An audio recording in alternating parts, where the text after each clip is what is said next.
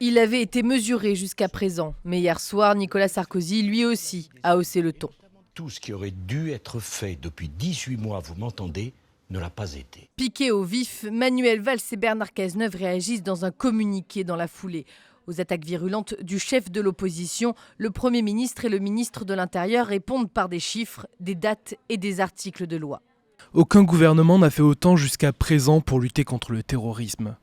Le communiqué rappelle ensuite les 3 lois antiterroristes et la loi renseignement votées ces dernières années. Insuffisant pour Nicolas Sarkozy, qui met sur la table la question de la rétention préventive d'individus signalés comme étant radicalisés. Que l'ensemble des personnes sur les fichiers S, 11 400, fassent l'objet d'une analyse précise et que ceux qui présentent des risques de radicalisation, on leur mette le bracelet électronique, on les assigne à résidence ou on les mette dans un centre de rétention.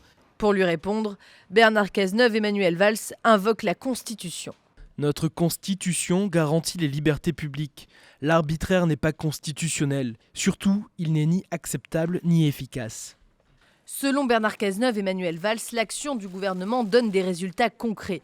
Depuis 2013, 16 attentats auraient été déjoués, 160 individus arrêtés depuis le début de l'année. 4 jours après l'attentat de Nice, l'appel à la cohésion et à l'unité nationale de François Hollande semble n'avoir eu aucun écho.